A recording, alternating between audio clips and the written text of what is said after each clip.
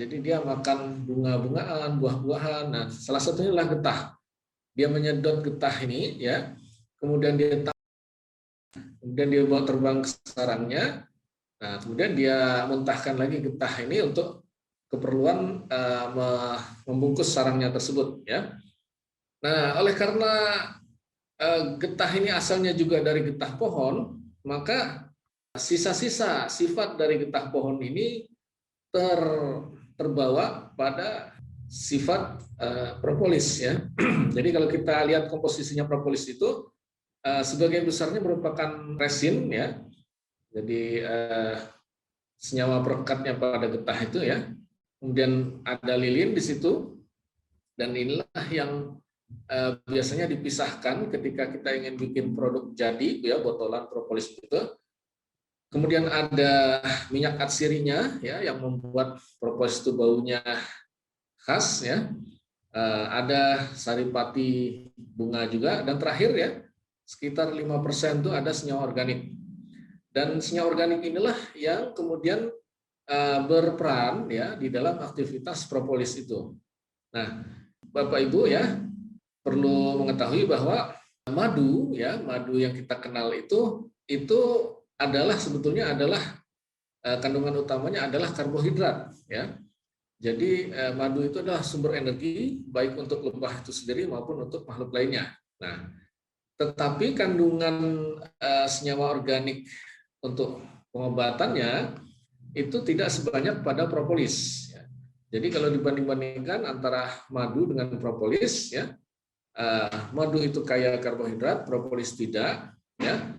Tetapi propolis ini kaya akan senyawa organik yang berkhasiat tersebut, ya. Kita akan lihat namanya apa, ya, pada slide berikutnya. Nah, jadi golongan senyawa organik yang berkhasiat itu, ya, itu dinamakan golongan flavonoid, ya. Flavonoid itu cirinya adalah dia berwarna, ya, senyawa-senyawa flavonoid ini berwarna, ya. Nah, jadi kalau kita melihat, ya, bahan baku propolis itu di dunia ini ada 3, ya, yang umum kita temukan. Ada propolis merah, ada propolis hijau, ya, dan propolis coklat. Nah, propolis merah atau hijau ini adanya di daerah seperti Brazil, ya. Sedangkan di Indonesia yang lazim ini adalah propolis coklat. Makin gelap warna suatu bahan propolis, ya, bahan baku propolis ini, berarti kandungan senyawa flavonoid di dalamnya itu makin banyak, ya, Bapak Ibu. Jadi tidak perlu minder, misalnya, wah, ini propolisnya Brazil kayaknya lebih oke nih, soalnya warnanya hijau misalnya, ya. Nah, itu justru yang coklat itulah yang lebih banyak, ya, propolisnya, insya Allah. Oke, nah kemudian yang bisa saya sampaikan juga di sini, ya, apa itu sebetulnya senyawa flavonoid, ya, Bapak Ibu teman-teman. Saya bisa kasih lihat salah satu contohnya ini adalah quercetin, ya, yang juga terdapat pada propolis. Quercetin ini bisa kita temukan pada buah-buahan, ya, pada daun tanaman, ya.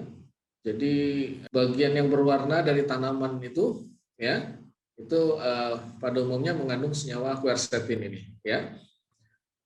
Nah, Bapak Ibu, teman-teman bisa lihat senyawa quercetin ini punya suatu ciri yang saya beri lingkaran merah di sini, yaitu cincin aromatik di sini, ya, cincin segi 6 ini yang ada ikatan rangkap berselang-seling, ya, rangkap tunggal, rangkap tunggal, rangkap tunggal, ya. Kemudian ada gugus OH atau hidroksi menempel di situ, ya. Nah, dan OH-nya nggak cuma satu, tapi banyak, ya. Nah, yang seperti ini disebut sebagai gugus fenolik, ya. Dan karena fenoliknya nggak cuma satu, ya, nah, ini sehingga senyawa seperti ini disebut sebagai senyawa polifenol, ya. Nah, apa keistimewaan dari senyawa polifenol itu? Nah, senyawa dengan struktur seperti ini dia bisa menangkap elektron bebas, ya. Elektron bebas, ya, itu bergentayangan di sekujur badan kita ini, ya. radikal bebas, kita sebutnya radikal, ya. Kalau dia tidak berpasangan itu kita sebut radikal. Dan radikal ini menggerogoti lemak atau lapisan lipid di kulit dan daging kita, ya, sehingga kita terlihat keriput atau menua, ya. Nah,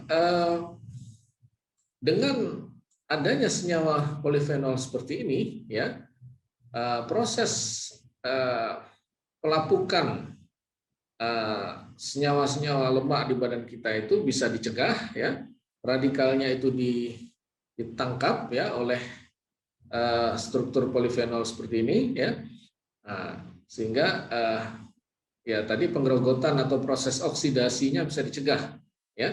Oleh karena itu senyawa polifenol, ya, atau flavonoid seperti ini juga disebut sebagai antioksidan, ya. Dia bisa mencegah oksidasi, ya, mencegah reaksi oksidasi.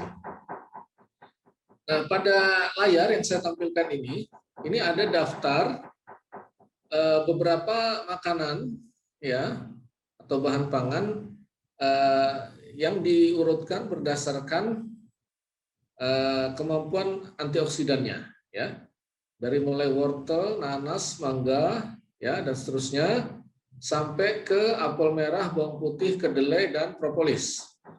Ternyata, ya, Bapak Ibu, kemampuan antioksidannya propolis ini sangat tinggi, ya. Kalau dibandingkan dengan bawang putih, misalnya masih hampir 2 kali lipatnya dari bawang putih, ya. Kalau dibandingkan dengan kurma atau delima, ini hampir 3 kali lipatnya, ya. Atau kalau dibandingkan dengan alpukat, ini 4 kali lipatnya, ya. Nah, dari aktivitas antioksidan inilah kemudian nanti banyak khasiat yang menjadi turunannya, ya, Bapak Ibu. Jadi dia bisa berfungsi sebagai pencerah kulit, ya. Bisa digunakan di kosmetik, ya. Dia bisa jadi tabir surya, bisa sebagai imunomodulator, ya, membunuh virus, membunuh sel kanker. Karena kuman-kuman itu pada dasarnya dia itu memulai serangannya itu dengan reaksi oksidasi, ya. Jadi dia berusaha mengoksidasi badan kita. Ya, kemudian ada penyakit-penyakit juga, ya, yang berhubungan dengan proses oksidasi di dalam badan kita itu, ya. Antara lain ada diabetes, kolesterol, hipertensi, asam urat, ya. Itu kalau orang yang menderita penyakit ini rajin mengonsumsi, ya, bahan-bahan antioksidan seperti di sebelah kanan ini, ya, insya Allah penyakit-penyakit ini bisa berkurang, ya, dengan drastis, gitu. Nah, ini ada satu contoh yang bisa kita jadikan perhatian pada masa sekarang, ya. Kita sekarang sedang dapat cobaan, ya, adanya wabah COVID-19 ini. Kita memerlukan bahan yang kita bisa konsumsi sehari-hari yang bisa membantu untuk memelihara kesehatan kita dari resiko COVID-19. Dan ternyata bahan propolis ini itu sudah ada yang menguji secara klinis, ya, dan terbukti bahwa bahan ini cukup efektif, ya, di dalam menanggulangi dampak dari COVID-19, ya, penyakit infeksi akibat COVID-19. Di Indonesia sendiri penelitian untuk penanggulangan COVID-19, ya, dengan propolis ini sudah berjalan, ya. Yang melakukannya adalah seorang profesor dari Departemen Teknik Kimia UI, yaitu Prof. Sahlan, ya. Barangkali beliau menonton juga acara ini, ya. Ini kita alhamdulillah, ya, ada guru kita, senior kita yang sudah melakukan penelitian ke arah sini, ya. Jadi begitu Bapak Ibu, ya. Dan masih ada juga khasiat lain dari senyawa flavonoid ini, yaitu dia bisa membantu mengatasi kelelahan dan kegemukan, ya. Oke, kemudian saya berlanjut. Nah, ini ada sebuah penelitian, ya, tahun 2014 dilaporkannya oleh beberapa orang dari Indonesia. Nah, ini kalau Bapak Ibu kaget ya, saya juga kaget ini ya.